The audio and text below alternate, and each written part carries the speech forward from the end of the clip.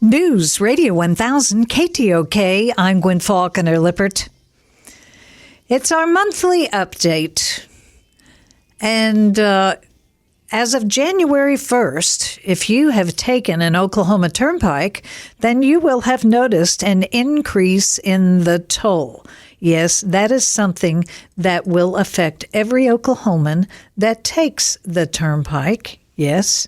But there are other things that possibly could affect every Oklahoman with the Oklahoma Turnpike Authority doing what it's doing, and has been my mission to make sure that you are understanding what is going on with the Oklahoma Turnpike Authority and the Oklahoma Department of Transportation.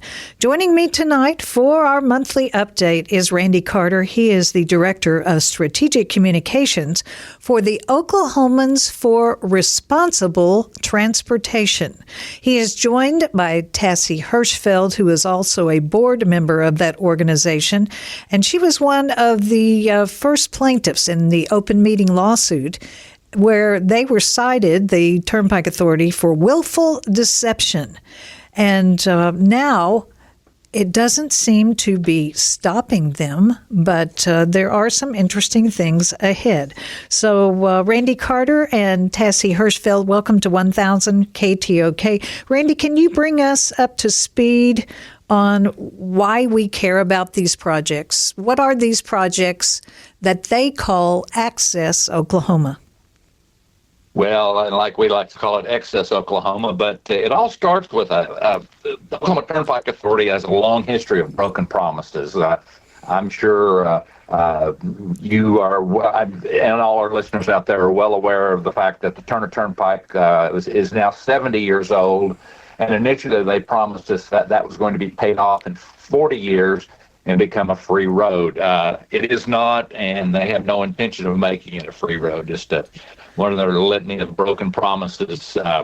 And interestingly enough, the Turnpike Authority has been talking about on a regular basis that the citizens of Oklahoma voted to allow cross-pledging, which means that one turnpike can pay for another turnpike. And actually, that's not what happened. And I think Tassie can probably bring us up to speed a little better on exactly the process that happened that makes it not true what they're telling people. So let me get this straight, that they have been saying all these years that it was voted on by the people. And Tassie, I know that you are a researcher, and I love this title, of public deception, have found that to not be true?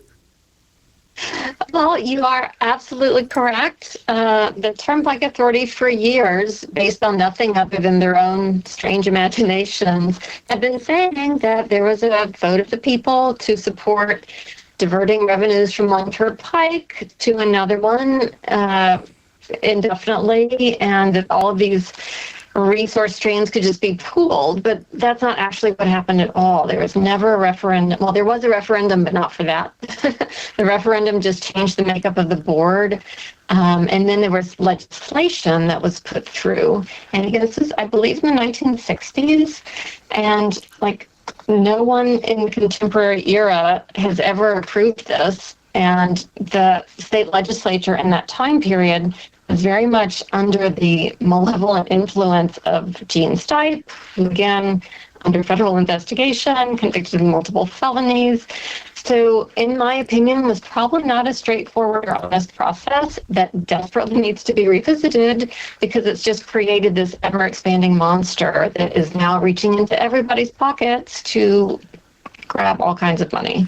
Yes, currently in Oklahoma, we have 2-lane turnpikes. We have 4-lane turnpikes. We're soon going to have, 6 or 8-lane turnpikes. Mm-hmm. And how many turnpikes actually pay for themselves? Well, based on the research that we've been able to do, there are 11 turnpikes in the system, and we've been able to figure that only 3 of those 11, maybe 3.5 of those 11 turnpikes pay for themselves. They make enough toll money, to pay for their maintenance and operation. And that excess that they make goes to keep the rest of the system afloat, because those other turnpikes don't make enough to take care of their own maintenance and operations. So they're trying to plug a hole in a sinking ship. And isn't there something hinky about the bonds that we never pay off? Yes, we never pay them off. Yeah. They Well, actually structure the debt so that it's, right now they're not even paying interest on the latest debt. They've capitalized the interest, so it's paid out of the bond proceeds. Yet they're using this new bond issue to justify raising tolls by 20%. So none of that math adds up. I don't know why anybody would be okay with this, because they are not, the money that they're getting from this toll increase is not going to pay down debt, and it's really just going to be like a slush fund because they don't have any interest payments even due on it quite yet. well, and the bonds they just issued last year, what was it, $500 million, $500 million worth of bonds in the fall of 2023. We've seen a chart of the payment schedule or whatever you want to call it, and it shows for well over 20 years they're making interest-only payments on that debt. That means they're not paying the principal down at all, and that's just, gosh, that's compounding exponentially the interest that is due, and keeping them in debt.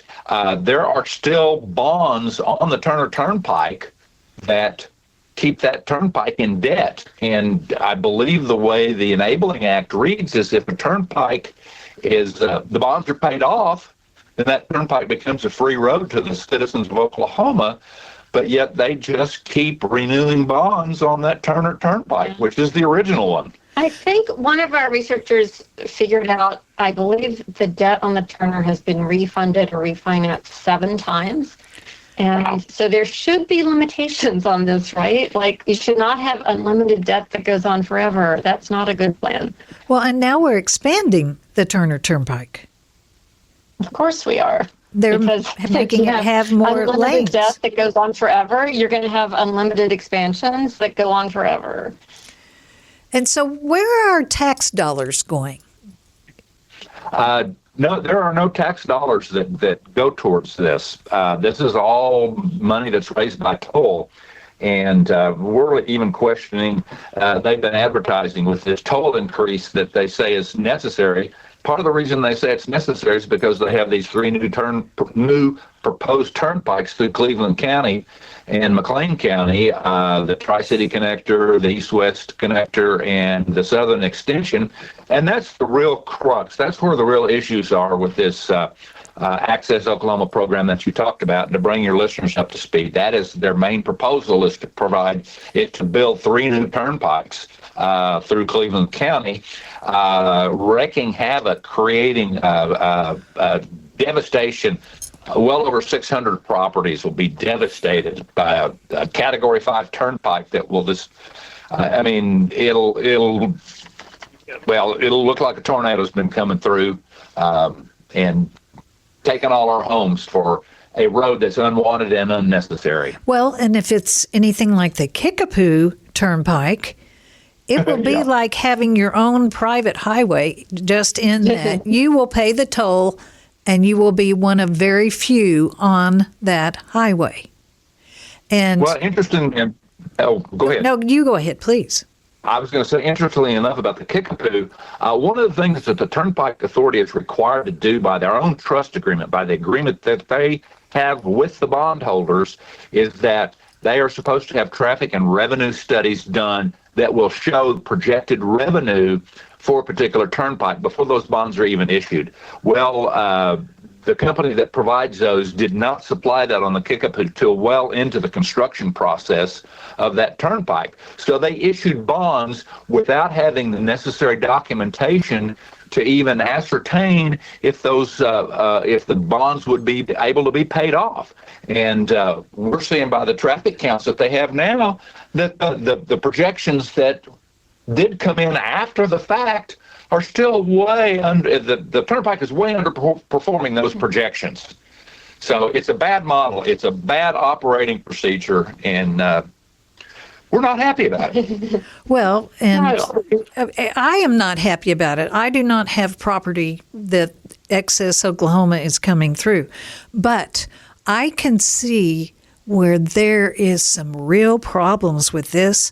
And yes, I'm a tree hugger, but there are environmental problems, there are water problems, there are broken promises to people when they take their property. I mean, there are so many things. I'll tell you what, we're needing to take a commercial break. You all get a glass of water and get ready, because when I come back, I would like for you to explain to us, if you can, how is this even possible that this Oklahoma Turnpike Authority can do all of these things without the needed studies, proposals, and all that, and somehow they're still getting away with this? And I understand that Gettner Drummond is looking at it, but, what is really going on with the Oklahoma Turnpike Authority? Pike Off OTA guests are here this evening, the Oklahomans for Responsible Transportation. I'm Gwin Faulconer Lippert. NewsRadio 1000 KTOK. I'm Gwin Faulconer Lippert. Joining me this evening are the representatives from the Oklahomans for Responsible Transportation. They are here this evening. Randy Carter, the Director of Strategic Communications. Tassie Hirschfeld is on the Board of Directors.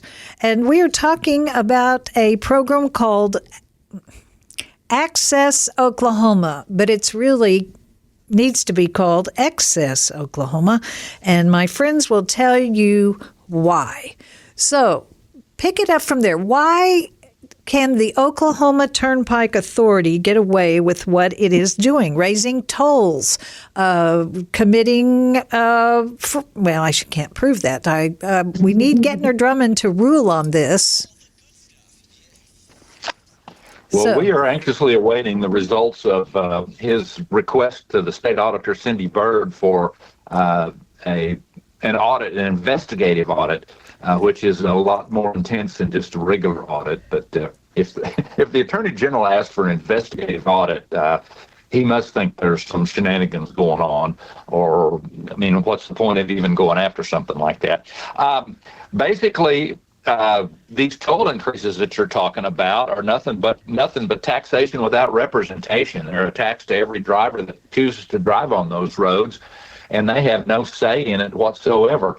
And in fact, to me now, with this plate pay and where they just scan your tag, and it's twice as expensive with plate pay. Yes. Yes, it is. Yes, it is. And they're trying to encourage you to buy up the pass. The Pike Pass, in order to save money on those tolls.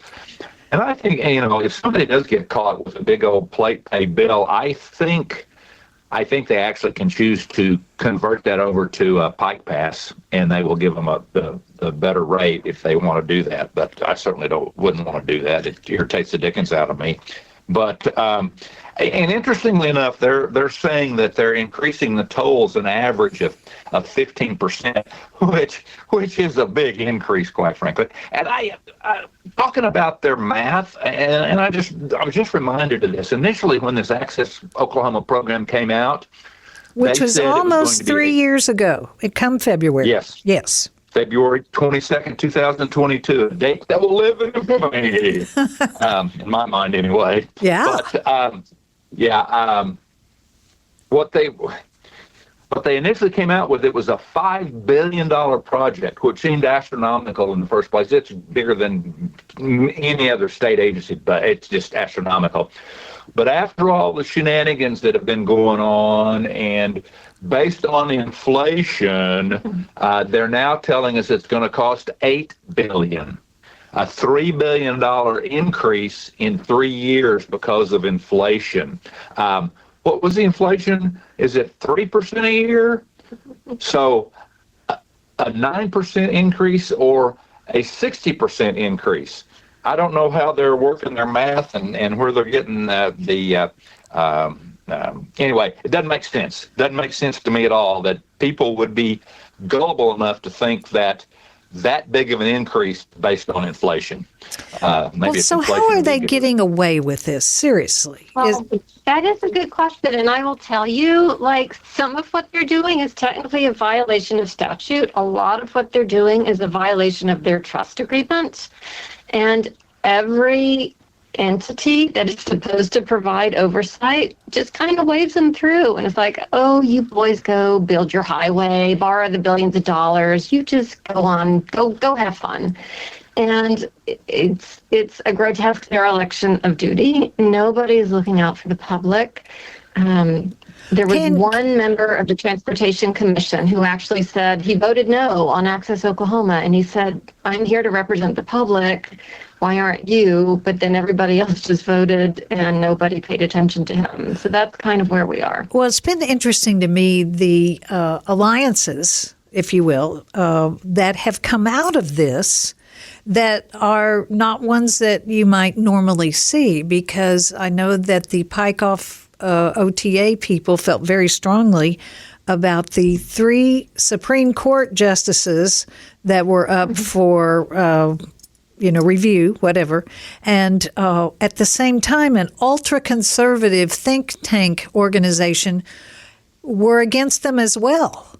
And so to me, it was like, wow, here's Pike off, and here's, I think it's the OICA, and they're agreeing on this, that the judges need to go. Of course, you all don't like the judges because they cited that Oklahoma needs good roads, whatever it takes.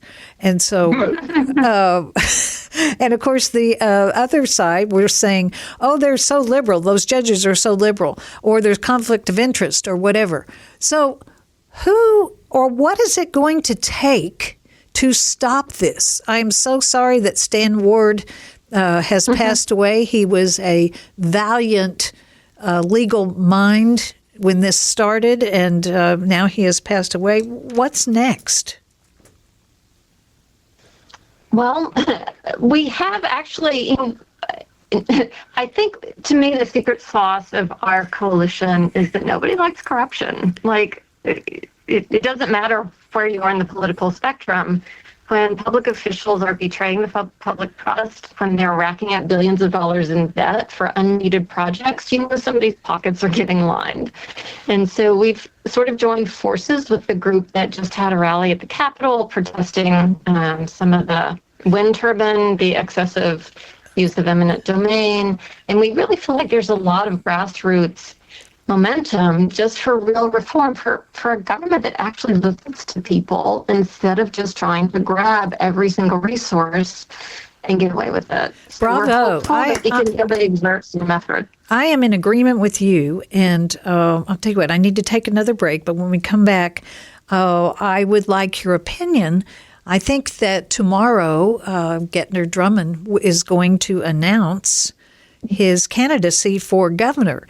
Is this the right time for the Oklahomans for Responsible Transportation to get in front of him and make the very points that you are making right now, that people don't like corruption, and this affects everybody that travels across Oklahoma? So you all please hold on. I will try not to hang up on you.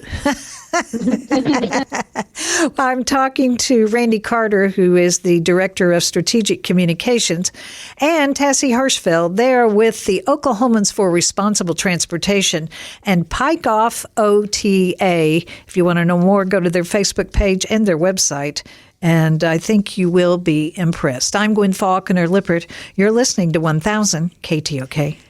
News Radio 1000 KTOK. I'm Gwin Faulconer Lippert, talking to the Oklahomans for Responsible Transportation. We're talking about a program called Access Oklahoma, which I like to say is Excess Oklahoma. Yes, I used to like driving on the turnpikes. I will admit that. But I want you to know that when they're not doing their due diligence about our watersheds, about respect for people's property, about the way they're handling all this. I have no respect for a program like this. Right now, they're trying to put 3 new turnpikes through Cleveland County, McLean County. There is a north-south connector. There's an east-west connector, which is basically Indian Hills Road. And there is a southern extension kind of thing. And my guess, Randy Carter and Tassie Hirschfeld, have homes that are in the site, not in the site, will be demolished so that these turnpikes will be able to be built. Now, what has been observed by my guess is that the Turnpike Authority comes in, pays low dollar, what they say the market will bear for these properties, get way too much, don't use it all, and then somehow it ends up in the hands of the developers. Have I represented that correctly, Randy and Tassie? Yes. Yes. From what some of our researchers have discovered, I would say that's a reasonably accurate statement, yes. And interestingly enough, you were talking earlier about all these properties that they want to take, and I'm sure many of your listeners are reasonably aware of this power line that the federal government was trying to bring through the northern part of Oklahoma. And all our government officials and our governor especially got all up in arms about that we're not going to allow eminent domain to come in and take people's homes for this federal project, blah, blah, blah, blah, which I greatly appreciate that attitude. But the same token, this project that is Governor Stitt's baby, this access program, is going to come in and use eminent domain or the threat of eminent domain, which is probably more devastating than the actual eminent domain process itself, to take over 600 properties, kick people out of their homes, tear their homes down. And one of the things that I find is real interesting, I say, well, we're going to pay market value. Well, interestingly enough, market value is not going to give us the opportunity. If they come in and offer me market value for my home, first of all, the market value for this particular property is going to be way down because they're threatening to take it with a turnpike in the first place. But what I need is replacement value. For what they were willing to pay me for what market value probably is not going to be able to come anywhere near close to what I'm going to need to spend to buy an equivalent property on this much of an acreage in this kind of house within a reasonable proximity of where I live now. I likely, most of us, if we do get kicked out of our homes, if they come in and destroy our homes, we're only going to have an opportunity. We're going to move somewhere else. And I suspect probably a lot of us will be thinking about moving out of state because we won't be able to find anything equivalent at what market value is willing to pay. I just think it's not right. It's just not right to take people's homes and leave them out stranded.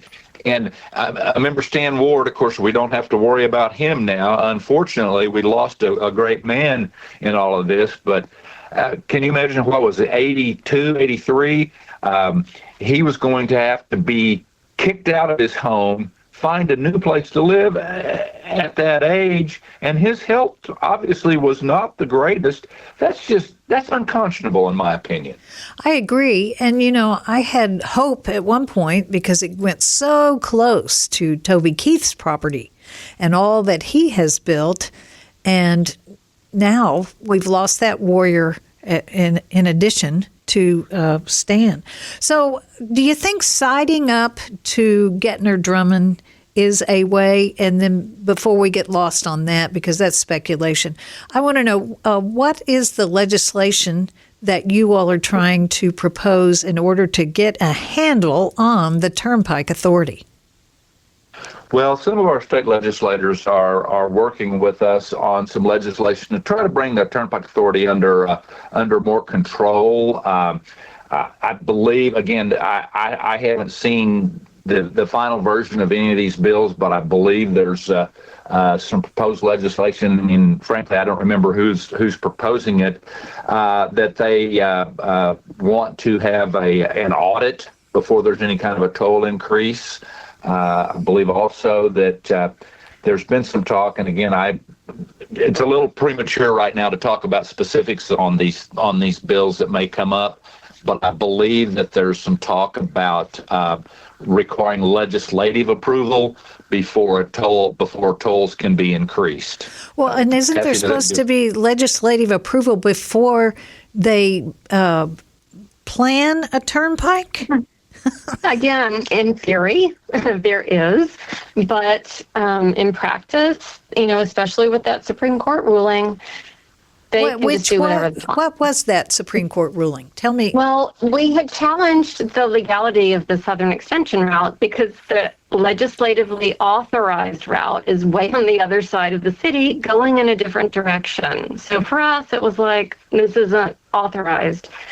And their attorney just stood up in the Supreme Court and said we should be able to do what we want, which we all thought was a bad joke. But then the Supreme Court ruling came down and the majority opinion was, well, they should be able to do what they want. And so why do they think that?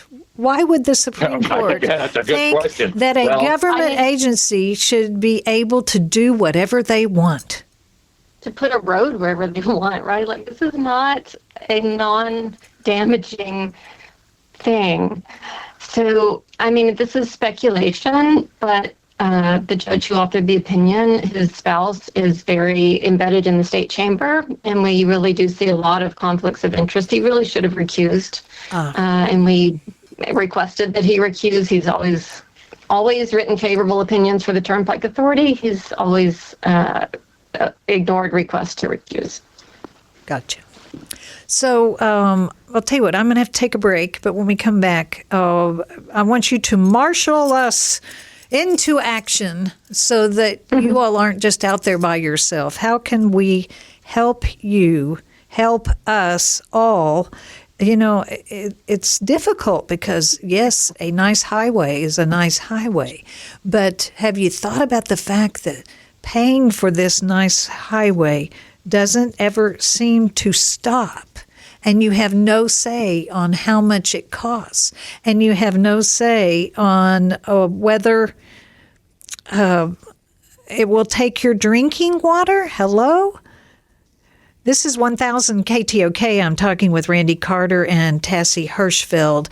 They're with Oklahomans for Responsible Transportation. You can find out more if you go to the No More Turnpike Facebook page or the Pike Off OTA. I'm Gwin Faulconer Lippert. You're listening to 1000 KTOK. News Radio 1000 KTOK. I'm Gwin Faulconer Lippert talking about the Oklahoma Turnpike Authority, the Access Oklahoma program, and we're talking with the Oklahomans for Responsible Transportation about what we can do rather than just pay more for the turnpikes or pay more taxes or pay more for the bonds or pay more, or lose your property or whatever. So, Tassie, do you have marching orders for us? Yes. Everyone must march to our third annual chili cook-off, which will be January 31st at St. Stephen's Church in Norman. And it's always delicious and it's always fun. What time? 5 to 7:30 p.m. At St. Stephen's Church in Norman? Yes. Okay. It's $10 for kids, $15 for adults, and there are some very, very good chili cooks. Is there any vegetarian chili? Yes, there's multiple vegetarian chilies, and a lot of creative interpretations of chilies. Sometimes there's door prizes and raffles and food and fun, and it's nice. That's fantastic. And it's a way to raise money, which we do need. All of our people are volunteers, but we do need money to develop materials and other things to share with our legislators and just the general public. So we would appreciate anybody coming out and supporting us that way. And if you can't come to the chili cook-off and you'd still like to support us, you could go to pikeoffota.com, and there's a button there to make a contribution if you'd like, and we'd greatly appreciate it. So, is there an update on the Bureau of Reclamation and the watershed of Lake Thunderbird and all that? We have not heard anything. I mean, My usual MO is to assume that the Turnpike Authority will do the worst possible thing and somehow get away with it. So we would not be surprised if they were trying to strong arm the Bureau into letting them move ahead with this route. We do have a new administration coming in, so personnel may be changing. We don't know, but we try to keep tabs on the permits that they need. And so we've not heard any news that they've, done anything on the South Extension. They seem all gung-ho on the East-West Connector. So I think that's what they're focused on right now, but we don't want to take our eye off this. So as for the Oklahoma Supreme Court, is that a moot point now? I mean, they have ruled, and so you don't go back? Well, so I think as far as these routes are concerned, that there's no, we have appealed or asked them to reconsider the decision, and they did not do that, or they didn't change anything. I think as far as the state is concerned, that all our resources are exhausted as far as going to the Supreme Court. That's not to say that there may not be opportunities for future legal action, and we certainly are exploring those. We don't have, there's nothing that's really hardwired at this point, but we are still looking at some options of possibilities in that direction. But yeah, I'm sorry I'm being vague because I can't really say a lot specifically about anything. So that's fine. I do know that the Turnpike Authority, and what they've told me is they have not gone back and reapplied with the Bureau of Reclamation at this point. So I do know that there's been no action taken on that. And I was told that they were possibly waiting on the city of Norman to tell them where they wanted the southern extension to go.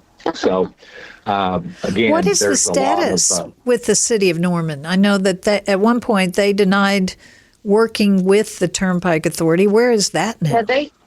They still have not passed what's called a cooperation resolution. So the OTA technically still cannot build, They can't build on off ramps anywhere other than where they cross a state highway, as I understand it. I don't hold me to that. It's got the real estate developers annoyed. So we do have a mayoral election, city council election coming up in February. So we want to encourage everybody in Norman to vote. And I think, at least the way that I read it, I feel like there's a lot of momentum for somebody who will respect citizens on this issue. I don't know anybody other than this handful cabal of real estate developers who want these turnpikes. So I feel like a good turnout will lead to a good result. And what is the status of the entertainment district? Because that was driving the east-west connector, I thought. I believe that is in litigation right now. A group of Norman citizens have filed suit.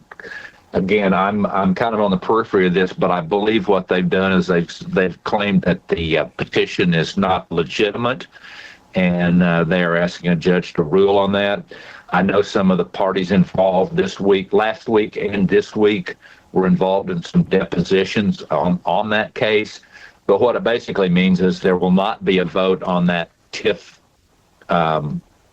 in the election, the mayoral election coming up here in the middle of February, so it'll be delayed.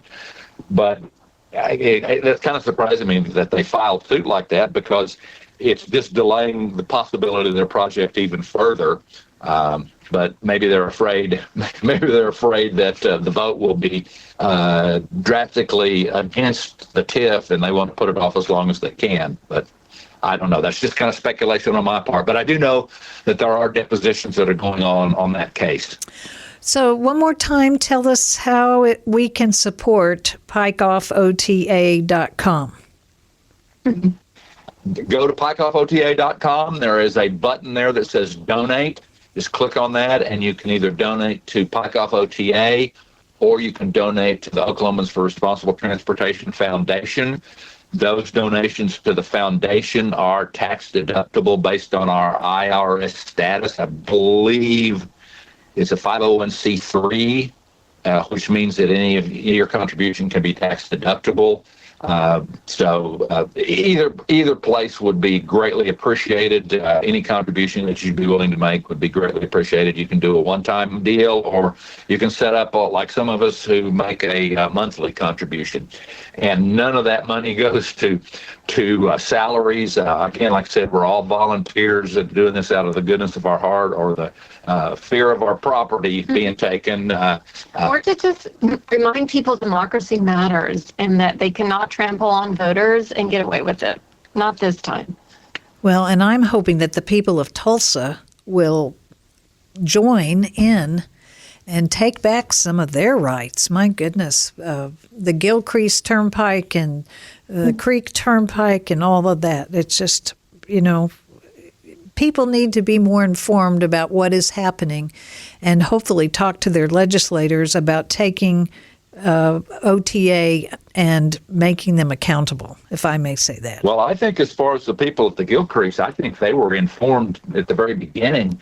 And then somewhere along the process, the Turnpike Authority changed directions and told them that they were going to start charging them tolls. Because I believe at the initial announcement of that, again, I'm not positive about this, but I believe it was supposed to be a free road for a certain portion. And then somewhere along the line, they changed direction. Again, a history of broken promises. Always assume they'll do the worst possible thing. Yes. Well, never be disappointed. January 31st, St. Stephen's Church in Norman, the chili cook-off to support the Oklahomans for Responsible Transportation and Pike Off OTA.